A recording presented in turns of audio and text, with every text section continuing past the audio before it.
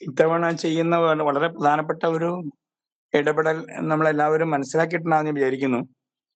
അത് വരാൻ പോകുന്ന തദ്ദേശ സ്വയംഭരണ സ്ഥാപനങ്ങളുടെ ഇലക്ഷന് മുന്നോടിയായി ആ പ്രദേശങ്ങളിൽ ആ, വളരെ ഗൗരവമായ ഒരു ജനകീയ ചർച്ചയ്ക്ക് ഒരു പ്രാദേശിക വികസന ഉള്ളടക്കത്തെ കൊണ്ടുവരിക എന്നുള്ളതാണ് നമ്മൾ ഉദ്ദേശിക്കുന്നത്. കാരണം അത് വളരെ ഗൗരവമായി നമ്മുടെ ജനസമൂഹം അവരുടെ ചുറ്റുവട്ടത്തെക്കുറിച്ച് ചർച്ച ചെയ്യുന്ന വളരെ ഗൗരവമായ ഒരു കാലമാണ് വരുന്നത്. അപ്പോൾ അവിടെ ജീവത്തായ ഒട്ടേറെ പ്രശ്നങ്ങൾ ഉണ്ടായി വരും. പക്ഷെ അതിൽ ജെൻഡർ പോലെയുള്ള പ്രശ്നങ്ങൾ സാധാരണക്കാരായ മനുഷ്യർക്ക് ഒരു പ്രശ്നമാണെന്ന് തോന്നണമെന്നില്ല. അതാണ് ഇതിൽ ഏറ്റവും പ്രധാനപ്പെട്ട പ്രശ്നം. കാരണം ഒരു നീറുന്ന പ്രശ്നമായിട്ട് ഒരു പൊതുസമൂഹത്തിൽ അങ്ങനെ നിഴലിക്കുന്ന ഒന്നല്ല. ഇപ്പൊ അവിടെയുള്ള ആരോഗ്യ പ്രശ്നം പോലെ, അവിടുത്തെ സ്കൂളിന്റെ ഭൗതിക സൗകര്യങ്ങളുടെ അപര്യാപ്തത പോലെ, അവിടുത്തെ കുട്ടികളുടെ പഠന നിലവാരത്തിന്റെ പിന്നോക്കാവസ്ഥ പോലെ ഒന്നും ഒരു പൊതുസമൂഹം ഈ ലിംഗതുല്യതയുടെ പ്രശ്നത്തെ പരിഗണിക്കണമെന്നില്ല. അവിടെയാണ് ആ സമൂഹത്തിന്റെ ചിന്തകളിലേക്ക്, ബോധ്യത്തിലേക്ക് ഇത്തരം ചിന്തകളെ കൊണ്ടുവരിക എന്ന് പറയുന്ന ദൗത്യം വളരെ ശ്രമകരമായി നാം ഏറ്റെടുത്തേ മതിയാവും.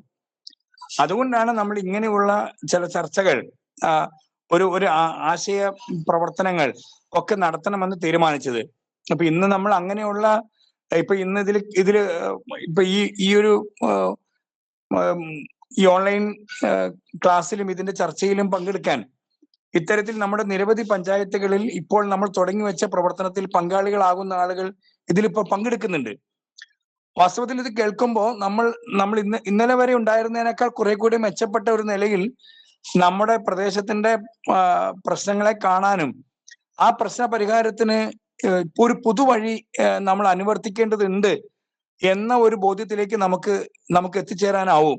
അങ്ങനെ എത്തിച്ചേരുന്നതിനുള്ള ഒരു തുടക്കമായി ഇത്തരം ഒരു പ്രവർത്തനത്തെ കാണുക. ഇതിനേക്കാൾ മെച്ചപ്പെട്ട നിലയിൽ നമ്മുടെ പ്രദേശത്ത് ചെയ്യുകയും അത് അത്തരത്തിലുള്ള ചർച്ചകളിലേക്ക് അല്ലെങ്കിൽ അത്തരം വിശാലമായ ചർച്ചകളിലേക്ക് വികസിക്കുകയും ചെയ്യേണ്ടതുണ്ട്. എങ്കിലാണ് അതൊരു ലിംഗതുല്യതയുടെ ഉള്ളടക്കമുള്ള പദ്ധതി പ്രവർത്തനങ്ങളായി ഭാവിയിലേക്ക് മാറിത്തീരുക. അപ്പൊ ഒരു നാട്ടിൽ നിലനിൽക്കുന്ന നിരവധിയാർന്ന പ്രശ്നങ്ങളിൽ ഒരു ജെൻഡർ ഉള്ളടക്കം പലപ്പോഴും നമ്മൾ ചർച്ച ചെയ്യുന്നില്ല. ഇവിടെ രാജേഷ് നേരത്തെ പറഞ്ഞതുപോലെ അത് ഒരു സ്ത്രീ പ്രശ്നമായിട്ട് മാത്രം ചിലപ്പോൾ ചിലരൊക്കെ പരിഗണിക്കുന്നുണ്ടാവും. അതിനപ്പുറത്തേക്ക് ഒരു കാഴ്ചപ്പാടിലേക്ക് ഇതിനെ എത്തിക്കാനും അത് സമൂഹത്തിന്റെ എല്ലാ തുറകളിലുമുള്ള പ്രവർത്തനങ്ങളിൽ ഈ ലിംഗതുല്യതയുടെ ഉള്ളടക്കം കൊണ്ടുവരാനും ശ്രമിക്കുന്ന ഒരു നിലയിലേക്ക് നമ്മുടെ പ്രാദേശിക ഭരണ സംവിധാനങ്ങളൊക്കെ മാറിത്തീരണം. അപ്പൊ ആ നിലയിലേക്കുള്ള ഒരു ചർച്ചയ്ക്ക് അല്ലെങ്കിൽ ഒരു പ്രവർത്തനത്തിന് തുടക്കമായി നമുക്ക് ഇന്നത്തെ ഈ ഒരു ക്ലാസ് കണ്ടാൽ മതി എന്നാണ് എനിക്ക് തോന്നുന്നത്.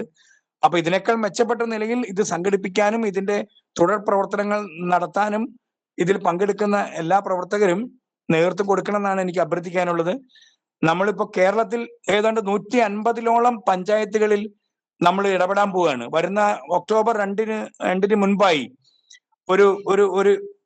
ഒരു ജനകീയ വികസന രേഖ, ഒരു ജനകീയ വികസന പത്രിക അഥവാ ഒരു ജനകീയ വികസന മാനിഫെസ്റ്റോ നമ്മൾ തയ്യാറാക്കുന്നുണ്ട്. അതിൽ ഈ ലിംഗതുല്യതയുടെ ഉള്ളടക്കം വളരെ ഗൗരവമായി കൊണ്ടുവരിക എന്നുള്ളത് പ്രധാനമാണെന്നാണ് എനിക്ക് ഒരു ആമുഖമായിട്ട് പറയാനുള്ളത്. നേരത്തെ സൂചിപ്പിച്ചതുപോലെ മാനിഫെസ്റ്റോയിലേക്ക് പോകുമ്പോൾ അത് കുറെ പേര് അതിനകത്ത് പങ്കെടുത്തോണ്ടായിരിക്കും എന്നുള്ളതാണ് ഞാനത് ആവർത്തിക്കാതിരുന്നത്. 2-3 തരത്തിലുള്ള കാര്യങ്ങളാണ് നമ്മൾ അതിനകത്ത് പറഞ്ഞിട്ടുള്ളത്. ഒന്ന്, ഫോക്കസ് ഗ്രൂപ്പ് ചർച്ചകളാണ്. 2, ദ്വിതീയ വിവരങ്ങളുടെ ശേഖരണമാണ്. 3, ഓൺലൈനിൽ കേരളത്തിന് ആ പഞ്ചായത്തിന് പുറത്തുള്ള ആളുകളുമായി നടത്തുന്ന ചർച്ചയാണ്. ഈ 3 സാധനങ്ങളിലൂടെ നമ്മൾ ഒരു മാനിഫെസ്റ്റോയിലേക്ക് എത്തുക എന്നുള്ളതാണ് നമ്മൾ പൊതുവിൽ പറഞ്ഞിരിക്കുന്ന കാര്യം. അപ്പം ജെൻഡർ ഫോക്കസ് ചെയ്യുന്ന സ്ഥലങ്ങളിൽ നമുക്ക് കുറേ സെക്കൻഡറി ഡാറ്റകൾ ലഭ്യമാണ്. അപ്പം അത് നമുക്ക് ഉദാഹരണം പറഞ്ഞാൽ കുടുംബശ്രീയായിട്ട് ബന്ധപ്പെട്ട എല്ലാ വിവരങ്ങളും അവിടുത്തെ കുടുംബശ്രീയുടെ അക്കൗണ്ടിങ് സംവിധാനത്തിനകത്തൊക്കെ ലഭ്യമാണെന്നുള്ളതാണ് ഒരു കാര്യം. അതുപോലെ ഈ സുലേഖയായിട്ട് എടുത്തു കഴിഞ്ഞാൽ നമുക്ക് വനിതാ ഘടകദ്വതയുമായിട്ട് ബന്ധപ്പെട്ട് ചെലവഴിച്ച കാര്യങ്ങളുടെ മുഴുവൻ വിവരങ്ങൾ നമുക്ക് കിട്ടും. ഈ തൊഴിൽ പങ്കാളിത്തമായിട്ട് ബന്ധപ്പെട്ട കാര്യങ്ങളാണെങ്കിൽ നമുക്ക് ഈ പഞ്ചായത്തിന്റെ ജാലകം ഡാറ്റ ഈ നോളജ് ഇക്കണോമിഷന് വേണ്ടി എടുത്ത സർവേയുടെ ഡാറ്റയുണ്ട്. അത് കൂടാതെ DWMSൽ രജിസ്റ്റർ ചെയ്തിട്ടുള്ള ആളുകളുടെ വിവരങ്ങൾ ഓരോ പഞ്ചായത്തിലുണ്ട്. അത് അവിടുത്തെ കമ്മ്യൂണിറ്റി അംബാസിഡർമാരായിട്ടുള്ള ആളുകളോട് ചോദിച്ചാൽ നമുക്ക് അത്തരം വിവരങ്ങൾ കിട്ടും. പിന്നെ ഈ ടോയ്ലറ്റ് അത്തരം കാര്യങ്ങളുടെ വിവരങ്ങളൊക്കെ തന്നെ വേസ്റ്റ് മാനേജ്മെന്റ് പോർട്ടലിൽ ഇപ്പോൾ ലഭ്യമാണ്. അതുപോലെ ഇതുമായി ബന്ധപ്പെട്ട സ്ത്രീകളുമായി ബന്ധപ്പെട്ട വിവരങ്ങളും ഇതൊക്കെ തന്നെ SC പ്രൊമോട്ടർമാരുടെ കയ്യിൽ അത്തരം കുറേ കാര്യങ്ങൾ ലഭ്യമാണ്. അങ്ങനെ അത് കൃഷിയായിട്ട് ബന്ധപ്പെട്ട മൃഗസംരക്ഷണവുമായിട്ട് ബന്ധപ്പെട്ട കാര്യങ്ങൾ കൃഷി ഓഫീസിലും വെറ്റിനറി ആശുപത്രികളിലും ഈ വിവരങ്ങൾ ലഭ്യമാണ്. ആശാ വർക്കർമാരെടുത്തിട്ടുള്ള ജീവിതശൈലി രോഗങ്ങളുമായി ബന്ധപ്പെട്ട കണക്കുകൾ എടുത്താൽ ആ രോഗാതുരതയുമായി ബന്ധപ്പെട്ട ജെൻഡർ ഡിഫറൻസുകൾ നമുക്ക് കിട്ടും. പിന്നെ നേരത്തെ പറഞ്ഞ കോൺട്രസെപ്റ്റീവ് ഇത്തരം കാര്യങ്ങളൊക്കെ തന്നെ PHCകളിൽ ഇപ്പോൾ ഡാറ്റ ഉണ്ട്. പിന്നെ കുറേ ഡാറ്റകൾ അംഗൻവാടികൾ വഴി എടുക്കുന്ന വിവരങ്ങളുണ്ട്. ഇങ്ങനെ നമുക്ക് ജെൻഡറുമായി അതുപോലെ പോലീസ് സ്റ്റേഷനുകളിൽ എടുത്തിട്ടുള്ള കേസുകൾ, ജാഗ്രതാ സമിതികളിൽ വന്നിട്ടുള്ള കേസുകൾ, ഇത്തരം വിവരങ്ങൾ എടുത്താൽ അവിടുത്തെ അതിക്രമങ്ങളുമായി ബന്ധപ്പെട്ട സംഗതികൾ കിട്ടും. ഇങ്ങനെ നമ്മൾ അതുപോലെ ബിന്ദു ചേച്ചി നേരത്തെ പറഞ്ഞ പോലെ BRCയുമായിട്ട് ബന്ധപ്പെട്ടെടുത്താൽ വിദ്യാഭ്യാസവുമായി ബന്ധപ്പെട്ട കുറേ വിവരങ്ങൾ കിട്ടും. ഇങ്ങനെ നമുക്ക് ഓരോ മേഖലയിലും ജെൻഡർ തിരിച്ചുള്ള വിവരങ്ങൾ എടുക്കാനുള്ള സാധ്യതകളുണ്ട്. അത് എടുക്കുക എന്നുള്ളതാണ് ഒന്നാമത്തെ കാര്യം. രണ്ടാമത്തത് ഫോക്കസ് ഗ്രൂപ്പ് ചർച്ച നടത്തുമ്പോൾ ഏതൊക്കെ മേഖലകളിലാണ് ഈ വിവേചനം ഉള്ളത്, ആ മേഖലകളിൽ കൂടുതൽ ഊന്നൽ നൽകിക്കൊണ്ട് ചെയ്യുക എന്നുള്ളതാണ്. ഉദാഹരണം പറഞ്ഞാൽ തൊഴിൽ മേഖലകൾ എടുക്കൂ. ഇപ്പോൾ സ്ത്രീകൾ മാത്രം പണിയെടുക്കുന്ന കുറേ തൊഴിൽ മേഖലകൾ ഓരോ പഞ്ചായത്തിലുണ്ടാവും. ഇപ്പോൾ വീട്ടുജോലികൾ ചെയ്യുന്ന സ്ത്രീകളുണ്ടാവും, തൊഴിലുറപ്പ് പദ്ധതിക്ക് പോകുന്ന സ്ത്രീകളുണ്ടാവും, ടെക്സ്റ്റൈലുകൾ പോലുള്ള കടകളിൽ നിൽക്കുന്ന സെയിൽസ് ഗേൾസായിട്ട് നിൽക്കുന്ന ആളുകളുണ്ടാവും, പിന്നെ നിർമ്മാണ മേഖലയിൽ പ്രവർത്തിക്കുന്നവരുണ്ടാവും. തൊഴിൽ മേഖല മാത്രം എടുത്തു നോക്കൂ, എത്രയോ ഒരു 10-12 ഗ്രൂപ്പുകൾ നമുക്ക് അതിൽ നിന്ന് കിട്ടും. അത് വളരെ പ്രധാനപ്പെട്ടതാണ്. അതുപോലെ വിധവകളായിട്ടുള്ള ആളുകളുടെ ഗ്രൂപ്പുകൾ, അതുപോലെ കല്യാണം കഴിക്കാതെ ജീവിക്കുന്ന ആളുകളുടെ ഗ്രൂപ്പുകൾ, സെപ്പറേറ്റഡും ഡൈവേഴ്സും ആയിട്ടുള്ള ആളുകളുടെ ഗ്രൂപ്പുകൾ, അതുപോലെ ഭിന്നശേഷിക്കാരായിട്ടുള്ള ആളുകളുടെ ഗ്രൂപ്പുകൾ, ഭിന്നശേഷിക്കാരായ കുട്ടികളെ കെയർ ചെയ്യുന്ന രക്ഷിതാക്കളായിട്ടുള്ള സ്ത്രീകളുടെ ഗ്രൂപ്പുകൾ. ഇങ്ങനെ നമ്മൾ സ്ത്രീകളുടെ തനിയെ ആയിട്ടുള്ള ഗ്രൂപ്പുകൾ തന്നെ നമുക്ക് എടുക്കാൻ പറ്റും. ട്രാൻസ്ജെൻഡർ വിഭാഗത്തിൽപ്പെട്ട ആളുകളുടെ ഗ്രൂപ്പുകൾ, LGBT വിഭാഗത്തിൽപ്പെട്ട മറ്റു വിഭാഗങ്ങളിൽപ്പെട്ട ആളുകളുടെ ഗ്രൂപ്പുകൾ. ഇങ്ങനെ നമുക്ക് ഓരോ പഞ്ചായത്തിലും വേർതിരിച്ച് ഒരു 20-25 ഗ്രൂപ്പുകൾ ജെൻഡർ ഇഷ്യൂസിന് മാത്രമായി ഫോക്കസ് ചെയ്തുകൊണ്ട് എടുക്കാൻ പറ്റും. അവിടെയൊക്കെ നമ്മൾ ഫോക്കസ് ചെയ്യേണ്ടത് എന്തൊക്കെ തരത്തിലുള്ള വിവേചനങ്ങളാണ് അവർ ഇന്നോ അവരുടെ തൊഴിൽ മേഖലയിലായാലും അടിസ്ഥാന ജീവിത സാഹചര്യങ്ങളുടെ കാര്യത്തിലായാലും വരുമാനത്തിൻ്റെ കാര്യത്തിലായാലും അതിക്രമങ്ങളുടെ കാര്യത്തിലായാലും ഒക്കെ നേരിടുന്നത്. അതിനെ എങ്ങനെയാണ് മറികടക്കുക, അതാണ് ചർച്ച ചെയ്യേണ്ടത്. അതിന് മറികടക്കുന്നതിൽ പ്രാദേശിക പദ്ധതിയുടെ റോൾ എന്താണ്? അതുപോലെ ഇപ്പോൾ ഈ പറഞ്ഞില്ലേ ഈ കായിക സൗകര്യങ്ങൾ, അത് ഇതുപോലെ തന്നെ ചർച്ചയ്ക്ക് കൊണ്ടുവരേണ്ട ഒരു സാധനമാണ്. അപ്പോൾ അവിടെ ഇത്തരത്തിലുള്ള, അതുപോലെ നേരത്തെ പറഞ്ഞ പോലെ പുരുഷന്മാരെ സ്ത്രീകളെ ഇരുത്തി ചർച്ച ചെയ്യേണ്ട കാര്യങ്ങളുണ്ടാവും. ഉദാഹരണം അധ്യാപകരുടെ ഗ്രൂപ്പ്, ആരോഗ്യ പ്രവർത്തകരുടെ ഗ്രൂപ്പ്, സംരംഭകരായിട്ടുള്ളവരുടെ ഗ്രൂപ്പ്, അങ്ങനെയുള്ള ഗ്രൂപ്പുകൾ നമുക്ക് വേണ്ടി വരും. അങ്ങനെ തൊഴിൽ, വരുമാനം, അതിക്രമങ്ങൾ, ആസ്തി ഉടമസ്ഥത, ആരോഗ്യം, വിദ്യാഭ്യാസത്തിനകത്ത് നീതി, ദളിത് വിഭാഗങ്ങൾക്കകത്ത് സ്ത്രീകളുടെ പ്രശ്നങ്ങൾ, ഇങ്ങനെ നമ്മൾ ഒരു 8-10 ജനറൽ ഗ്രൂപ്പുകളും തൊഴിലിനകത്ത് തന്നെ നമുക്ക് 10-12 പ്രത്യേക ഗ്രൂപ്പുകൾ ഉണ്ടാക്കാൻ പറ്റും. അങ്ങനെ ഏതൊക്കെ മേഖലകൾ, അത് മുൻകൂട്ടി എല്ലായിടത്തും തീരുമാനിക്കാൻ പറ്റുന്ന കാര്യമല്ല. ഓരോ പഞ്ചായത്തിലെയും സ്വഭാവം അനുസരിച്ച് വ്യത്യാസം ഉണ്ടാവും അതിനകത്ത്. പക്ഷെ പൊതുവിൽ നമുക്കൊരു 10 വിഷയ ഗ്രൂപ്പുകളായും അതിനകത്തുള്ള ഉപഗ്രൂപ്പുകളൊക്കെ ആയിട്ട് നമുക്ക് കൊണ്ടുവരാനായിട്ട് പറ്റും. പക്ഷെ അതിൻ്റെ ഓരോ ചർച്ചയുടെയും ലക്ഷ്യം അവിടെ അതിനകത്ത് ഓരോ ചർച്ചയിലും ഉപയോഗിക്കാവുന്ന ചെറിയ കുറിപ്പുകൾ വേണ്ടി വരും. ആ കുറിപ്പുകൾ വെച്ചുകൊണ്ട്, കുറിപ്പുകൾ എന്ന് വെച്ചാൽ പോയിന്റുകൾ വേണ്ടി വരും. ആ പോയിന്റുകൾ വെച്ചുകൊണ്ടുള്ള FGDകളാണ് വേണ്ടത്. ആ FGDകൾക്ക് 3 ഭാഗം ഉണ്ടാവണം.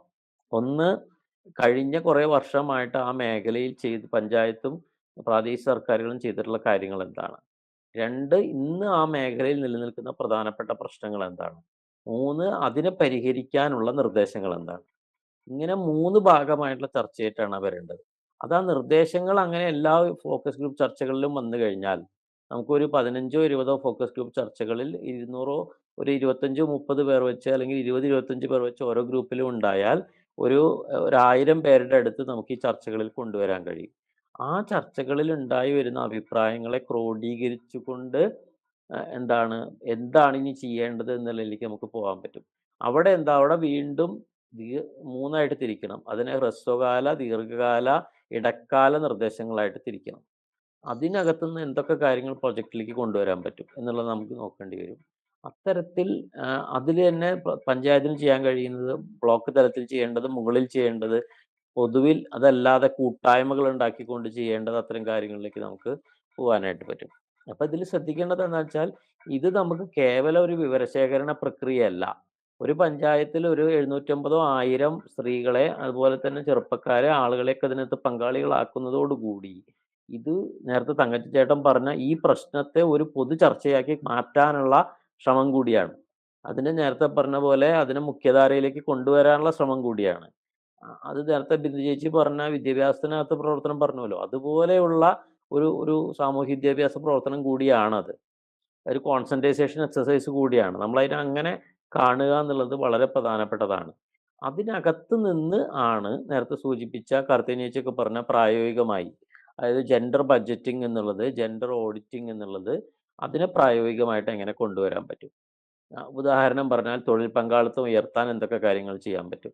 അപ്പൊ അങ്ങനെ വരുമ്പോ എന്താണ്, തൊഴിൽ പങ്കാളിത്തം ഉയർത്താൻ നമ്മൾ ശ്രമിക്കണമെന്നുണ്ടെങ്കിൽ ഇന്ന് കുടുംബങ്ങൾക്കകത്ത് ചെയ്തുകൊണ്ടിരിക്കുന്ന കാര്യങ്ങൾ അതേപടി ചെയ്തുകൊണ്ട് പറ്റില്ല. അപ്പൊ കമ്മ്യൂണിറ്റി കിച്ചനെ പറ്റി സംസാരിക്കേണ്ടി വരും, ക്രഷുകളെ പറ്റി സംസാരിക്കേണ്ടി വരും, വയോജന പരിപാലന കേന്ദ്രങ്ങളെ പറ്റി സംസാരിക്കേണ്ടി വരും, വീടുകളിലേക്ക് വേണ്ട സേവനങ്ങൾ നൽകാനുള്ള ടീമുകളെ പറ്റി സംസാരിക്കേണ്ടി വരും.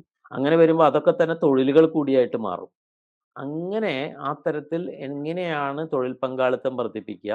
അതിനനുസരിച്ച് കുടുംബങ്ങളുടെ ഘടനയിൽ എങ്ങനെ മാറ്റം വരുത്താം? കുടുംബങ്ങൾക്കകത്തുള്ള തൊഴിലുകളിൽ എങ്ങനെ മാറ്റം വരുത്താം? അതൊരു ആസൂത്രണമാണ്.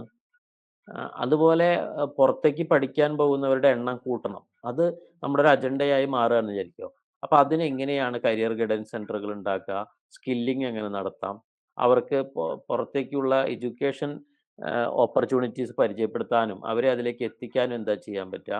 ഉന്നത വിദ്യാഭ്യാസത്തിലേക്ക് പോകുമ്പോൾ വേണ്ട സാമ്പത്തിക സൗകര്യങ്ങൾ എങ്ങനെയാണ് ഒരുക്കി കൊടുക്കാൻ പറ്റുക? അത് നമ്മുടെ പ്ലാനിങ്ങിന്റെ ഭാഗമാവും. ഇങ്ങനെ ഓരോ മേഖലയും എടുത്ത് അവിടെ നമുക്ക് എന്താണ് നിലനിൽക്കുന്ന പ്രശ്നം, അതിനകത്ത് ജെൻഡർ ഗ്യാപ്പ് എന്താണ്, അതിലെന്താണ് ചെയ്യാൻ പറ്റുക, അതിന് ദീർഘകാല, ഹ്രസ്വകാല, ഇടക്കാല ഇടപെടലുകൾ എന്താണ് ചെയ്യാൻ പറ്റുക, അത് ഓരോ തലത്തിലും എന്താണ് ചെയ്യാൻ പറ്റുക, അതിന് വേണ്ട സംഘടനാ രൂപം എന്താണ്. ഉദാഹരണം പറഞ്ഞാൽ കുടുംബശ്രീ. കുടുംബശ്രീയുടെ സംരംഭങ്ങളുടെ മികവ് ഉണ്ടാക്കണം എന്നുണ്ടെങ്കിൽ ഇപ്പോൾ ഉള്ള ഒരു സാധനത്തിന് അപ്പുറത്ത് ചിലപ്പോൾ ഒരു കോപ്പറേറ്റീവ് സംവിധാനത്തെ പറ്റി ആലോചിക്കേണ്ടി വരും. ഫെഡറേഷനുകളെ പറ്റി ആലോചിക്കേണ്ടി വരും. ഉദാഹരണം പറഞ്ഞാൽ ഒരേ ഉൽപ്പന്നം നിർമ്മിക്കുന്ന ഒരു 40 50 യൂണിറ്റുകൾ ഒരു പഞ്ചായത്തിലുണ്ടെങ്കിൽ അവരെ ഒരുമിച്ച് ഫെഡറേറ്റ് ചെയ്ത് അവരെ ഒരുമിച്ച് വാങ്ങുക, ഒരുമിച്ച് ഉൽപ്പാദിപ്പിക്കുക, ഒരുമിച്ച് ബ്രാൻഡ് ചെയ്യുക, ഒരുമിച്ച് വിൽക്കുക എന്നുള്ള രീതിയിലേക്ക് കാര്യങ്ങൾ, സാങ്കേതിക വിദ്യ ഒരുമിച്ച് കൊണ്ടുവരിക, അങ്ങനെ ആലോചിക്കേണ്ടി വരും. അത്തരത്തിൽ ഓരോ മേഖലയിലും ഏതൊക്കെ തരത്തിലുള്ള ഇടപെടലുകളാണ് നടത്താൻ കഴിയുക. ഇപ്പൊ അടിസ്ഥാന സൗകര്യങ്ങളുടെ കാര്യത്തിൽ പഞ്ചായത്തിൽ എവിടെയൊക്കെയാണ് പൊതു സംവിധാനങ്ങൾ ഉണ്ടാക്കേണ്ടത്, ടോയ്ലറ്റുകൾ എവിടെ ഉണ്ടാക്കണം, ശുചിമുറികൾ ഉണ്ടാക്കണം, ഫീഡിംഗ് റൂമുകൾ എവിടെ ഉണ്ടാക്കണം, അത്തരം കാര്യങ്ങൾ ചർച്ച ചെയ്യേണ്ടി വരും.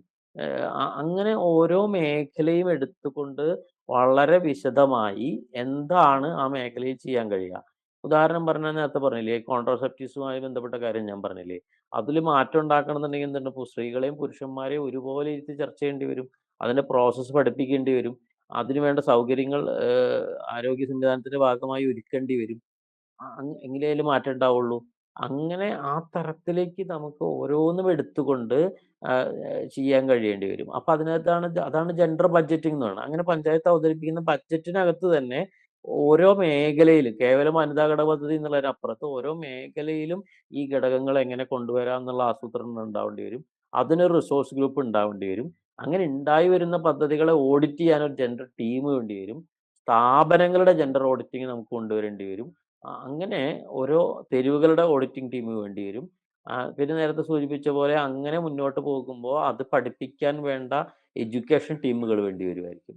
അങ്ങനെ ആ തരത്തിലേക്ക് ഇതിനെ പ്രായോഗികമായി ഓരോ ലെവലിലും എങ്ങനെ കൊണ്ടുവരാം എന്നുള്ള സൂക്ഷ്മ അന്വേഷണമാണ്. ഇപ്പോൾ നേരത്തെ സൂചിപ്പിച്ചല്ലോ, നമ്മുടെ ചിറക്കരയുടെ കാര്യം പറഞ്ഞല്ലോ. എനിക്ക് ഓർമ്മയുണ്ട്, അന്ന് ഞാൻ അതിനകത്ത് പങ്കെടുത്ത ഒരാളാണ്. നമ്മൾ അന്ന് അത്തരം ടീമുകൾ ഉണ്ടാക്കി കൊണ്ടുവരാനുള്ള ശ്രമം പിന്നെ മുന്നോട്ട് പോയത് ആമ്പല്ലൂർ പഞ്ചായത്തിലാണ്. അമലൂർ പഞ്ചായത്തിൽ അതിന്റെ ഭാഗമായി ഒരുപാട് പ്രവർത്തനങ്ങൾ, ജെൻഡർ റിസോഴ്സ് സെന്ററിന്റെ ഭാഗമായി, ജെൻഡർ ബഡ്ജറ്റിംഗിന്റെ ഭാഗമായി ഒക്കെ ഒരുപാട് പ്രവർത്തനങ്ങൾ നടന്നിട്ടുണ്ട്. അപ്പൊ അത് എങ്ങനെയാണ് കൊണ്ടുവരിക എന്നുള്ളത് വളരെ പ്രധാനം. ഇതൊക്കെ ചെയ്യണമെന്നുണ്ടെങ്കിൽ ഇത് ലീഡ് ചെയ്യാൻ പറ്റുന്ന മുൻ ജനപ്രതിനിധികളായിരുന്ന, മുൻ CDA ചെയർപേഴ്സൺമാരായിരുന്ന, അവിടുത്തെ അക്കാഡമിക് എക്സ്പെർട്ടൈസ് ഉള്ള ആളുകളും കൂടിയുള്ള ഒരു 40ഓ 50ഓ പേരുടെ ടീം ഉണ്ടാവണം. അത് പരിശുദ്ധരാവണമെന്ന് ഒരു തരത്തിലും വാശി പിടിക്കണ്ട. ഈ നമ്മളെ സഹായിക്കാൻ തയ്യാറുള്ള, താല്പര്യമുള്ള, ഈ പൊളിറ്റിക്സ് ഉൾക്കൊള്ളുന്ന ബ്ലാക്ക് ഹോളിൽ പോയി ഒളിച്ചിട്ടുള്ള മുഴുവൻ ആളുകളെയും പുറത്തു കണ്ടുകൊണ്ട് ഒരു കൂട്ടായ്മയുണ്ടാക്കി ഒരു ടീമിന്റെ അടിസ്ഥാനത്തിൽ മാത്രമേ നമുക്ക് ഈ കാര്യം ചെയ്യാൻ പറ്റുള്ളൂ. അപ്പൊ ആ തരത്തിൽ അതിനെ പ്രായോഗികമായി എങ്ങനെ കൊണ്ടുവരാൻ പറ്റും? നേരത്തെ സൂചിപ്പിച്ച പോലെ ഈ കമ്മ്യൂണിറ്റി കിച്ചൺ ക്രഷിനൊക്കെ പറ്റി പറയുമ്പോൾ പണ്ട് പറഞ്ഞിരുന്ന അത്ര റെസിസ്റ്റൻസ് ഇപ്പൊ ഇല്ല. പണ്ട് നമ്മളിത് അവതരിപ്പിക്കുമ്പോൾ കുടുംബം പൊളിക്കാൻ നോക്കുക എന്നൊക്കെ പറഞ്ഞിരുന്ന ആളുകളുണ്ടായിരുന്നു. ഇപ്പൊ അങ്ങനെ ഇല്ലാന്നാണ് എനിക്ക് മനസ്സിലാവുന്നത്. അതിൽ വലിയ മാറ്റം വന്നിട്ടുണ്ട്. അപ്പൊ ആ സാധ്യതകളെയൊക്കെ മാത്രമല്ല, പൊന്നാനി മുനിസിപ്പാലിറ്റി പോലുള്ള സ്ഥലങ്ങളില്, കണ്ണൂര് ചില ജില്ലയിൽ ചില സ്ഥലങ്ങളിലൊക്കെ അതിന് ചില പരീക്ഷണങ്ങൾ നടന്നിട്ടുണ്ട്. അപ്പൊ അതിനെ പ്രായോഗികമായി കൊണ്ടുവന്ന് മാത്രമേ നമുക്ക് ഇത്തരം ഘടനകൾക്കകത്ത് മാറ്റം ഉണ്ടാക്കാൻ പറ്റുള്ളൂ. അങ്ങനെ പദ്ധതികളിൽ എങ്ങനെ ഇടപെടാം, ഓരോ മേഖലകളിലും എങ്ങനെ ഇടപെടാം, അതിന് പറ്റുന്ന പദ്ധതികൾ എങ്ങനെ ഉണ്ടാക്കാം, അതിനനുസരിച്ചുള്ള സെൻസിറ്റൈസേഷൻ എങ്ങനെ ചെയ്യാം, നടത്തിക്കഴിഞ്ഞാൽ എങ്ങനെ ഓഡിറ്റ് ചെയ്യാം, എങ്ങനെയാണ്. അപ്പോൾ ഉദാഹരണം പറഞ്ഞാൽ ഇപ്പോൾ ഒരു മാനിഫെസ്റ്റോ ഉണ്ടായിക്കഴിഞ്ഞാൽ ആ മാനിഫെസ്റ്റോയിൽ കൂടി ഉപയോഗിച്ചുകൊണ്ട് അധികാരത്തിൽ വരുന്ന ഒരു, അതായത് ഇപ്പോൾ നമ്മളിത് പൊതുവായി അവതരിപ്പിക്കുമ്പോൾ രാഷ്ട്രീയ പ്രസ്ഥാനങ്ങൾ സ്വാഭാവികമായി അത് ഏറ്റെടുക്കേണ്ടി വരും. അല്ലെങ്കിൽ അവരതിൻ്റെ ഭാഗമായി അവരുടെ നിർദ്ദേശങ്ങൾ വെക്കും. അങ്ങനെ വെച്ച് കഴിഞ്ഞാൽ നമ്മൾ അടുത്ത ഒരു വർഷം കഴിയുമ്പോൾ നമ്മുടെ ഒരു ഓഡിറ്റ് ടീം എന്താ ചെയ്യേണ്ടത്? അവരുടെ മാനിഫെസ്റ്റോയിൽ ജെൻഡർ ഇക്വാളിറ്റി ആയിട്ട് ബന്ധപ്പെട്ട് അവർ പറഞ്ഞിരുന്ന കാര്യങ്ങൾ എന്തായിരുന്നു? അതിൽ എന്തൊക്കെ ചെയ്തു, എന്തൊക്കെ ചെയ്തില്ല? അങ്ങനെ ഒരു പ്രോഗ്രസ് റിപ്പോർട്ട് നമ്മൾ തയ്യാറാക്കി ഒരു പൊതുവേദിയിൽ അവതരിപ്പിക്കണം. അപ്പോൾ ഇനി എന്താ ചെയ്യേണ്ടതെന്ന് ചോദിച്ചൂല്ലോ. ഞാൻ നേരത്തെ പറഞ്ഞ പോലെ ഈ സെക്കൻഡറി ഡാറ്റകൾ ശേഖരിക്കുന്നു. 20ഓ 25ഓ ഫോക്കസ് ഗ്രൂപ്പ് ചർച്ചകൾ നടത്തുന്നു. ഓൺലൈനിൽ വിദഗ്ധരുമായിട്ടുള്ള ചർച്ചകൾ നടത്തുന്നു. ഇത് മൂന്നും കഴിഞ്ഞാൽ നമ്മള് ഒരു മാനിഫെസ്റ്റോന്റെ ഒരു വികസന പത്രിക ഉണ്ടാക്കുന്നതിന് 3 ഭാഗം ഉണ്ടാവും. ഒന്ന്, നിലവിൽ ഇതുവരെ ചെയ്ത കാര്യങ്ങൾ എന്താണ്? അതിന്റെ വിലയിരുത്തൽ എന്താണ്? ഇനി എന്താണ് പിന്നെ എന്ത് തരം പ്രശ്നമാണ് ആ മേഖലയിൽ ഇപ്പം നിലനിൽക്കുന്നത്? എന്ത് ഗ്യാപ്പാണ് നിലനിൽക്കുന്നത്? അതിനെ അഡ്രസ്സ് ചെയ്യാൻ എന്താണ് ചെയ്യേണ്ടത്? അതിനെ ഹ്രസ്വകാല, ദീർഘകാല, ഇടക്കാല ഇങ്ങനെ 3ആയിട്ട് തിരിച്ചിട്ടുള്ള അങ്ങനെ 3 ഭാഗങ്ങളായിട്ടുള്ള ഒരു വികസന പത്രികയാണ് നമുക്ക് ഉണ്ടാവേണ്ടത്. അത് ജെൻഡർ ഫോക്കസ് ആയി ഉണ്ടാവുക എന്നുള്ളതാണ് നമ്മൾ ഈ ഇടപെടുന്ന പഞ്ചായത്തുകളിൽ ചെയ്യേണ്ടതെന്ന് എനിക്ക് തോന്നുന്നു. ഈ സ്ത്രീ പദവി പഠനം കണ്ണൂർ ജില്ലയിൽ വളരെ നന്നായിട്ട് ചെയ്തിട്ടുള്ള ഒരു പ്രവർത്തനമാണ്. അപ്പോൾ അതിൽ നിന്ന് ഉയർന്നു വന്ന ഗ്യാപ്പുകളെ, ജെൻഡർ ഗ്യാപ്പുകൾ ഉണ്ടല്ലോ, ആ ഗ്യാപ്പുകളെ എങ്ങനെ പദ്ധതികളാക്കി മാറ്റണം എന്നുള്ള കാര്യത്തിലാണ് വേണ്ടത്ര മുന്നോട്ട് പോവാത്തത് എന്നുള്ളതാണ് ഞാൻ മനസ്സിലാക്കിയത്. പ്രത്യേകിച്ച് ജില്ല മുഴുവൻ ചെയ്തപ്പോൾ ഇതെല്ലാ പഞ്ചായത്തിലും ഇൻഡിവിജ്വലി ആ ഡാറ്റ എടുത്ത് അതിൽ നിന്ന് എന്തൊക്കെ പ്ലാനുകൾ ഉണ്ടാവണം. അത് ഞാൻ നേരത്തെ പറഞ്ഞ ലോങ് ഷോർട്ട് ടൈം അത്തരത്തിലുള്ള ആലോചന നടന്നാൽ മാത്രമേ മുന്നോട്ട് പോവുള്ളൂ. അത്തരമൊരു ശ്രമമാണ് നമ്മൾ ചെയ്യേണ്ടതെന്ന് തോന്നുന്നു. മറ്റൊരു കാര്യം ഈ കുടുംബശ്രീയുടെ കാര്യത്തില് അത് സംരംഭകത്വം ഒരുപാട് മുന്നോട്ട് പോയി എന്ന് പറയുമ്പോഴും യഥാർത്ഥത്തില് കുടുംബശ്രീ യൂണിറ്റുകളുടെ എണ്ണവും സംരംഭങ്ങളും തമ്മിലുള്ള അനുപാതം വളരെ കുറവാണെന്നുള്ളതാണ് ഒന്ന്. 2, സംരംഭങ്ങളിൽ ലാഭകരമായി വരുമാനം ഉണ്ടാക്കാൻ കഴിയുന്ന തരത്തിലുള്ള തന്നെ ശതമാനം വളരെ കുറവാണ് വീണ്ടും. അപ്പൊ നമ്മളത് പുനഃപരിശോധിക്കേണ്ട ഒരു കാലം കഴിഞ്ഞിട്ടുണ്ട് എന്നുള്ളത് വളരെ പ്രധാനപ്പെട്ടതാണ്. മറ്റൊന്ന് ഈ പറഞ്ഞ പോലെ ഒരു മൾട്ടിപ്പിൾ മെമ്പർഷിപ്പ്, അതായത് കുടുംബശ്രീയിൽ ഉണ്ടാവും, SNDPയിൽ ഉണ്ടാവും, വേറെ ഒരു ഇസാഫിൽ ഉണ്ടാവും. അങ്ങനെ പല സംഘങ്ങളിലും ഒരേ സമയം ഉണ്ടാവുകയും അതിൽ നിന്നൊക്കെ ലോൺ എടുക്കുകയും അത് ഒരു തരത്തിലുള്ള കടക്കെണിയിലേക്ക് കൊണ്ടുപോവുകയും ചെയ്യുന്ന തരത്തിലുള്ള നീക്കങ്ങൾ ഉണ്ട് എന്നുള്ളതാണ് ചില പഠനങ്ങൾ കാണിക്കുന്നത്. മാത്രമല്ല 50 കോടി രൂപയൊക്കെയാണ് ഒരു പഞ്ചായത്തിലെ കുടുംബശ്രീയുടെ ടോട്ടൽ ഔട്ട്ലേ വരുന്നത്. പക്ഷെ അത് നമുക്ക് ഒരു പലയിടത്തും ഫലപ്രദമായി ഉപയോഗിക്കാൻ കഴിയുന്നില്ല എന്നുള്ള ഒരു വലിയ പ്രതിസന്ധിയും അക്കാര്യത്തിൽ നിലനിൽക്കുന്നുണ്ട്. മാത്രമല്ല കുടുംബശ്രീയുടെ രൂപം തന്നെ അത് ഒരു കോപ്പറേറ്റീവ് സംവിധാനത്തിലേക്കൊക്കെ പോകേണ്ട കാലം, എത്ര കാലം ഇങ്ങനെ സർക്കാരിന്റെ ഗ്രാന്റ് മാത്രം മേടിച്ച് നിലനിൽക്കുന്ന ഒരു സംവിധാനമായിട്ട് പക്ഷെ അങ്ങനെ ഒരു ചർച്ച കേരളത്തിൽ തുടങ്ങി വെച്ചാൽ തന്നെ അതാണ്ട് കുടുംബശ്രീ ഇല്ലാണ്ടാക്കാനുള്ള ചർച്ചയാണ് എന്നുള്ള മട്ടിലേക്ക് കാണുന്ന ഒരു അവസ്ഥയുണ്ട് എന്നുള്ളത് നമ്മൾ മനസ്സിലാക്കണം. പിന്നെ ഫോക്കസ് ഗ്രൂപ്പ് ചർച്ചകൾ എങ്ങനെ നടത്തണം എന്നുള്ളത് എനിക്ക് തോന്നുന്നു ഞാൻ പറഞ്ഞു. അത് ഈ പ്രധാനമായിട്ടും തൊഴിലൊരു പ്രധാനപ്പെട്ട മേഖലയാണ്. അതിനകത്ത് നമുക്ക് ഒരുപക്ഷെ 8ഓ 10ഓ ഗ്രൂപ്പുകളാക്കേണ്ടി വരും. മറ്റുള്ളത് ആരോഗ്യം, വിദ്യാഭ്യാസം, സ്വത്തുടമസ്ഥത, പിന്നെ പൊതു ഇടങ്ങളിലെ സൗകര്യങ്ങൾ, അങ്ങനെ ഓരോ മേഖലയുമായി ബന്ധപ്പെടുത്തി ലിസ്റ്റ് ചെയ്തുകൊണ്ട് നമുക്ക്, അതുപോലെ കാർഷിക മേഖല, അങ്ങനെ ഓരോ മേഖലയുമായി എടുത്തുകൊണ്ട് നമുക്ക് അതാത് പഞ്ചായത്തിന്റെ സാഹചര്യത്തിനനുസരിച്ച് ഏറ്റവും ചുരുങ്ങിയത് ഒരു 10 മേഖലകളിലെങ്കിലും അതുപോലെ തൊഴിലിനകത്ത് ഒരു 8ഓ 9ഓ ഉപമേഖലകളിലെങ്കിലും നമുക്ക് ചർച്ചകൾ നടത്താൻ കഴിയും എന്നുള്ളതാണ് എനിക്ക് തോന്നുന്നത്. അത് പക്ഷേ ഓരോ സ്ഥലത്തും അതിനനുസരിച്ച് മാറ്റങ്ങൾ ഉണ്ടാവേണ്ടതുണ്ട്. ചോദ്യങ്ങൾക്കകത്തും ആ പ്രായോഗികത കൊണ്ടുവരാൻ നമ്മൾ ശ്രമിക്കേണ്ടതുണ്ട്. പിന്നെ പൊതുവിൽ എനിക്കുള്ള അഭിപ്രായം ഇതൊരു വിവരശേഖരണ പ്രവർത്തനമല്ല. ഇത് ഇത്രയും പേരെ എൻഗേജ് ചെയ്തുകൊണ്ട് നടത്തുന്ന ഒരു പ്രവർത്തനം എന്നുള്ളത് ഒരു സാമൂഹ്യ വിദ്യാഭ്യാസ പ്രവർത്തനമാണ്. അതൊരു റിഫ്ലക്റ്റീവ് ആക്ഷൻ കൂടിയാണ്. നമ്മൾ ഈ പ്രവർത്തനങ്ങൾ ചെയ്യുന്നതിന്റെ ഭാഗമായി ഒരു കൂട്ടായ്മ രൂപപ്പെടുകയും, തുടർന്ന് അത്തരം പഞ്ചായത്തുകളിൽ ഇടപെടാൻ കഴിയുന്ന ഒരു ടീം രൂപപ്പെടുകയും ചെയ്യുക എന്നുള്ളത് കൂടിയാണ് നമ്മുടെ ലക്ഷ്യം. അങ്ങനെ ഒരു ജില്ലയിൽ ഒരു പഞ്ചായത്തിലെങ്കിലും ചെയ്യാൻ കഴിഞ്ഞാൽ അത്രയും ഒരു 14 ടീമുകൾ, ഒരു 50 പേരുടെ 14 ടീമുകൾ ഉണ്ടായി വരിക എന്നുള്ളതായിരിക്കും സംഭവിക്കുക എന്ന് എനിക്ക് തോന്നുന്നു. നമ്മളിപ്പോ ഭൂരിപക്ഷം ജില്ലയിലും ജില്ലാ തലത്തിലുള്ള ഏഹ്, ശില്പശാല കഴിഞ്ഞിട്ടുണ്ട്. ജില്ലാ തലത്തിൽ നിന്നത് മേഖലയിലേക്കും പഞ്ചായത്തിലേക്കും പോകുമ്പം പഞ്ചായത്തിലാണ് യഥാർത്ഥത്തിൽ ഇതിന്റെ പ്രവർത്തനം വരുന്നത്. അവിടെയാണ് നമ്മളുടെ ഇടപെടൽ ആവശ്യമായിട്ടുള്ളത്. അപ്പോൾ അവിടെ ഇടപെടുന്ന സമയത്ത് ജെൻഡർ മേഖലയിൽ ഒരു ധാരണ ഉണ്ടാവാൻ വേണ്ടിയിട്ടും കൂടിയാണ് ഇത്തരത്തിലുള്ള ഒരു ചർച്ച നമ്മൾ സംഘടിപ്പിച്ചിട്ടുള്ളത്. ഒരു ജില്ലയിൽ ഒരു പഞ്ചായത്തിലെങ്കിലും ജെൻഡർ സൗഹൃദ മാനിഫെസ്റ്റോ ഉണ്ടാവണം എന്ന ഒരു തീരുമാനം നമ്മൾ എടുക്കുകയും അത്തരത്തിലൊരു 14 ജെൻഡർ സൗഹൃദ മാനിഫെസ്റ്റോ ഉണ്ടായാൽ അതിൽ നിന്ന് നമുക്ക് കിട്ടുന്ന ഒരു മൈലേജ് ഉണ്ട്. അതിനെ ബേസ് ചെയ്തുകൊണ്ട് നമുക്ക് പല കാര്യങ്ങളും പിന്നീട് അത് അവതരിപ്പിക്കാനും അത് പലയിടത്തും ഉപയോഗിക്കാനും നമുക്ക് പറ്റും. പക്ഷേ എല്ലാ പഞ്ചായത്തിലും ഏതൊക്കെ പഞ്ചായത്തിൽ നമ്മൾ തെരഞ്ഞെടുത്തിട്ടുണ്ടോ, ഇപ്പം തങ്കച്ചമട സൂചിപ്പിച്ച 150 പഞ്ചായത്തിലും ഇത്തരത്തിലുള്ള വ്യത്യസ്ത ഗ്രൂപ്പുകളുടെ FGD നമ്മൾ നടത്തണം. ആ FGD നടത്തുന്നതിനുള്ള ഒരു നേതൃത്വം ജില്ലാ ജെൻഡർ സബ് കമ്മിറ്റിയുടെ ഭാഗത്തു നിന്ന് ഉണ്ടാവണം. അതിന് ഒരുപാട് നിർദ്ദേശങ്ങൾ ഇവിടെ വന്നു. ഇപ്പൊ വിദ്യാഭ്യാസത്തിലൊക്കെ അവിടെയുള്ള പുതിയ സംവിധാനത്തില് അവിടെയുള്ള ആളുകളെ കൂട്ടിയിരുത്തിയിട്ടുള്ള ഡിസ്കഷൻ വേണമെന്നൊക്കെ ബിന്ദു ഇവിടെ സൂചിപ്പിക്കണ്ടായി. അങ്ങനെ നമ്മൾ വ്യത്യസ്ത വർക്കിംഗ് ഗ്രൂപ്പിലുള്ള ആളുകളെ, അത് ഹരിതകർമ്മസേനയിലുള്ളവർ ഉണ്ടായിരിക്കാം. അപ്പൊ IRTC ബന്ധപ്പെട്ട് ഒരു 150ഓളം ഹരിതകർമ്മസേനകള് പഞ്ചായത്തുകൾ നമുക്കുണ്ട്. അവിടെയെല്ലാം നമുക്ക് ഇത്തരത്തിലുള്ള ചർച്ചകൾ വെക്കാം. തൊഴിലുറപ്പുമായി ബന്ധപ്പെട്ട ആളുകളുടെ ഇടയിൽ വെക്കാം. ആശാ വർക്കേഴ്സിന്റെ ഇടയിൽ വെക്കാം. തൊഴിലെടുക്കുന്ന സ്ത്രീകളുള്ള എല്ലാ കേന്ദ്രങ്ങളിലും ഇത്തരത്തിലുള്ള ഒരു ഡിസ്കഷൻ നമുക്ക് നടത്താവുന്നതാണ്. അങ്ങനെ നടത്തി അതിൽ നിന്ന് ഇപ്പൊ ഇവിടെ വന്നതിനേക്കാൾ കൂടുതൽ ഇപ്പൊ ഇവിടെ അവതരിപ്പിച്ചതിന്റെ അപ്പുറത്തുള്ള വിഷയങ്ങളാ വരുന്നത്. അപ്പോ അത്തരത്തിലുള്ള നമ്മളറിയാത്തതും കൂടിയുള്ള കുറേ കാര്യങ്ങൾ മനുഷ്യരുടെ മനസ്സിലുണ്ടാവും, അനുഭവത്തിലുണ്ടാവും, കുടുംബങ്ങളിലുണ്ടാവും, അനുഭവങ്ങളിലുണ്ടാവും. അത് പുറത്തു വന്നാൽ മാത്രമേ നമുക്ക് അത് എഴുതി തയ്യാറാക്കി ഈ മാനിഫെസ്റ്റോ തയ്യാറാക്കുന്ന അവസരത്തിൽ ആ ഗ്രൂപ്പിലേക്ക് നമുക്ക് കൊടുക്കുകയും മാനിഫെസ്റ്റോയില് അതൊരു അധ്യായമായിട്ട് കൊണ്ടുവരാനും നമുക്ക് പറ്റുള്ളൂ. അപ്പോൾ ഇത് രാഷ്ട്രീയ അജണ്ട ആയിട്ടില്ലെങ്കിൽ എങ്ങനെയാണ് അടുത്ത ഭരണസമിതി വരുന്ന സമയത്ത് അവരുടെ അജണ്ടയിലേക്ക് വരിക എന്നുള്ളത് ഒരു വലിയ ചോദ്യമാണ് നമ്മളെ മുന്നിൽ. അതിനു വേണ്ടിയിട്ടാണ് ഇത് പിന്നീട് ജനകീയ ചർച്ചയാക്കാൻ വേണ്ടിയിട്ടാണ് നമ്മൾ ഇത്തരത്തിലുള്ള പ്രവർത്തനങ്ങൾ ചെയ്യുന്നത്. പിന്നെ അത് സ്ത്രീകളെ മനസ്സ് മാറുക എന്നുള്ളത് അല്ല. സ്ത്രീകളുടെ മനസ്സല്ല മാറേണ്ടത്. ഭരണ സംവിധാനത്തിന്റെ മനസ്സ് മാറണം. മൊത്തം സൊസൈറ്റീന്റെ മനസ്സാണ് മാറേണ്ടത്. അങ്ങനെ മാറുമ്പോൾ മാത്രമേ നമുക്കിതില് മാറ്റം കൊണ്ടുവരാൻ പറ്റുകയുള്ളൂ. മറ്റൊന്ന് FGD ഈ നടത്താനുള്ള ഒരു നേതൃത്വം നമ്മളുടെ ഭാഗത്തു നിന്നുണ്ടാവണം. നമ്മള് കേരള സ്ത്രീ എങ്ങനെ ജീവിക്കുന്നു, എങ്ങനെ ചിന്തിക്കുന്നു എന്നുള്ള പഠനം നടത്തിയ സമയത്ത് FGD നമ്മൾ നടത്തിയിട്ടുണ്ട്. കുറേയിടത്ത് നടത്തിയിട്ടുണ്ട്. അതിന്റെ ഒരു അനുഭവമൊക്കെ നമ്മളെ കയ്യില് ഉണ്ട് എന്നാണ് ഞാൻ വിശ്വസിക്കുന്നത്. പിന്നെ ഇവിടെ മഹേശൻ ചോദിക്കണ്ടായി നമ്മളെങ്ങനെയാണ് മുൻഗണന കൊടുക്കുന്നതിന്റെ ഒരു ക്രൈറ്റീരിയ പറയാൻ പറ്റുമോ എന്ന് ചോദിച്ചിട്ടുണ്ടായിരുന്നു. ആ മുൻഗണന എന്നുള്ളത് ആ പഞ്ചായത്തിന്റെ സാധ്യതയ്ക്ക് അനുസരിച്ചായിരിക്കണം മുൻഗണന.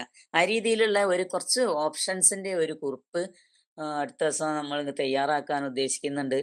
ഉം, ആ കുറിപ്പ് തയ്യാറാക്കിയിട്ട് തരും കൂടി ചെയ്യാമെന്നാണ് പറയാനുള്ളത്. അപ്പൊ എന്തായാലും നമുക്ക് ജെൻഡർ എന്ന ഭാഗത്തെ ഒഴിവാക്കിക്കൊണ്ട് നമുക്ക് ഒരിക്കലും മാനിഫെസ്റ്റോ തയ്യാറാക്കാൻ പറ്റില്ല. ഇപ്പം ചിലര് എന്നോട് പറയണ്ടായി നമ്മളിത് അവതരിപ്പിച്ച സമയത്ത് ഈ അവതരണത്തിൽ വേണ്ട രീതിയിൽ ജെൻഡർ പെർസ്പെക്റ്റീവ് വന്നിട്ടില്ല എന്ന്. ഇത് വികസനവുമായി ബന്ധപ്പെട്ട് പറയുമ്പോൾ അതിനകത്ത് കുറെ അധ്യായങ്ങൾ കുറെ പോയിന്റുകൾ ഇങ്ങനെ പറഞ്ഞു പോകുന്നുണ്ട്. ലിംഗനീതി ജെൻഡർ പെർസ്പെക്റ്റീവിൽ കാര്യങ്ങൾ കാണുന്നു. 10% ഫണ്ടിനെ കുറിച്ചും പിന്നെ 10% ഫണ്ട് ബജറ്റ് അവതരിപ്പിക്കുന്ന സമയത്ത് അതിലുണ്ടാവും. എന്നാൽ മാത്രമേ ഇതിന്റെ ടെക്നിക്കൽ സാങ്ഷൻ കിട്ടുള്ളൂ. പിന്നെ അത് എങ്ങനെ ഉപയോഗിക്കുന്നു എന്നുള്ളത് ആ പഞ്ചായത്തിനുള്ളിൽ നടക്കുന്ന ആ ഭരണസമിതിന്റെ ഉള്ളിൽ നടക്കുന്ന കാര്യമാണ്. അപ്പൊ ആ ഭരണസമിതിക്ക് ഒരു ജെൻഡർ പെർസ്പെക്റ്റീവ് ഉണ്ടെങ്കിൽ മാത്രമാണ് അങ്ങനെ നടക്കുക. പിന്നെ എവിടെയൊക്കെ വർക്കിംഗ് ഗ്രൂപ്പിലാണെങ്കിലും അതിന്റെ സെമിനാറിലാണെങ്കിലും എവിടെയൊക്കെ ഇടപെട്ട് നമുക്ക് സംസാരിക്കാൻ ഇത് പറയാനുള്ള അവസരമുണ്ടോ അത് നമ്മൾ ഉപയോഗിക്കും കൂടി വേണമെന്നാണ് പറയാനുള്ളത്. എന്തായാലും ഇതുമായി ബന്ധപ്പെട്ട ഒരു ആലോചന എല്ലാ പഞ്ചായത്തിലും ഈ മാനിഫെസ്റ്റോ തയ്യാറാക്കുന്ന സമയത്ത് ഉണ്ടാവുമെന്നാണ് വിശ്വസിക്കുന്നത്. നമുക്ക് ഇടപെട്ട് നോക്കാം. അതല്ലേ നമ്മൾ ചെയ്യേണ്ടത്. ഇടപെട്ടേ തീരൂ. ഇടപെടാതെ നമുക്ക് മുന്നോട്ട് പോകാൻ കഴിയില്ല. അപ്പൊ ഇത് ഈ മാനിഫെസ്റ്റോ തയ്യാറാക്കുന്നത് നമ്മൾ സംസാരിക്കുമ്പോൾ വ്യത്യസ്ത വിഷയങ്ങൾ ഇതിനോട് ചേർത്ത് വരികയുണ്ടായി. വിശ്വാസത്തിനെ കുറിച്ച്, സെൻസിറ്റിവിറ്റിയെ കുറിച്ച്, കുടുംബത്തിലെ ജനാധിപത്യത്തെ കുറിച്ച്, തൊഴിൽ വിഭജനത്തെ കുറിച്ച്, സ്ത്രീ പുരുഷൻ ട്രാൻസ് എന്ന വിഭാഗത്തിന്റെ സൊസൈറ്റിയിലെ പൊസിഷനെ കുറിച്ച് എല്ലാം സൂചകങ്ങൾ ഇവിടെ ചർച്ചയിൽ വന്നു. ഇതെല്ലാം പൊതു മോബിന്റെ ഇതിപ്പോ നമ്മൾ കുറച്ച് പേര് മാത്രം അത് നമ്മളുടെ ശ്രദ്ധയിലേ ഇത് വന്നിട്ടുള്ളൂ. പൊതു മോബിന്റെ പൊതു സമൂഹത്തിന്റെ മനസ്സിലേക്ക്, പ്രവർത്തനത്തിലേക്ക്, ചിന്താഗതിയിലേക്ക്, പെരുമാറ്റത്തിലേക്ക്, രാഷ്ട്രീയ ബോധത്തിലേക്ക്, ഭരണതലത്തിലേക്ക് ഇത് കൊണ്ടുവരണമെങ്കിൽ നിരന്തരമായിട്ടുള്ള ഒരു ഇടപെടലാണ് നമുക്ക് വേണ്ടത്. കണ്ണൂർ എന്തായാലും ഇത്തരത്തിലുള്ളൊരു പഠനം നടത്തിയത് കൊണ്ട് അവിടെ തയ്യാറാക്കുന്ന മാനിഫെസ്റ്റോയില് ആ കണ്ടന്റ് വെച്ചിട്ട് ഏതെങ്കിലും ഒരു പഞ്ചായത്തിലെങ്കിലും ജെൻഡർ പെർസ്പെക്റ്റീവിലുള്ള മാനിഫെസ്റ്റോ ഉണ്ടാവുമെന്ന് നമുക്ക് ഉറപ്പിക്കാം. എന്തായാലും ഈ ഡാറ്റ കളക്ട് ചെയ്യുന്ന സമയത്ത് ജെൻഡർ പെർസ്പെക്റ്റീവും കൂടി ജെൻഡർ രീതിയിൽ എങ്ങനെയാണ് ആ പഞ്ചായത്ത് ഇതുവരെ കാര്യങ്ങൾ കണ്ടത് എന്നും 10% ഫണ്ട് എങ്ങനെയാണ് ഉപയോഗിച്ചത് എന്നും നിങ്ങൾക്ക് ആ വർക്കിംഗ് ഗ്രൂപ്പിന്റെ ഒരു FGD നടത്തുന്ന സമയത്ത് അറിയാൻ പറ്റുന്നതാണ് പറയാനുള്ളത്. എന്തായാലും നമുക്ക് ഈ രീതിയിലേക്കുള്ള ചർച്ചകൾ തുടരേണ്ടതുണ്ട്. നമുക്കത് തുടരാം. ഈ രീതിയിലുള്ള ചർച്ചയ്ക്ക് നേതൃത്വം കൊടുക്കാൻ ഇതിൽ വന്ന എല്ലാ ആളുകളും ശ്രദ്ധിക്കണം. അതിൽ ഇടപെടുകയും വേണം എന്ന് പറഞ്ഞുകൊണ്ട് നമുക്ക്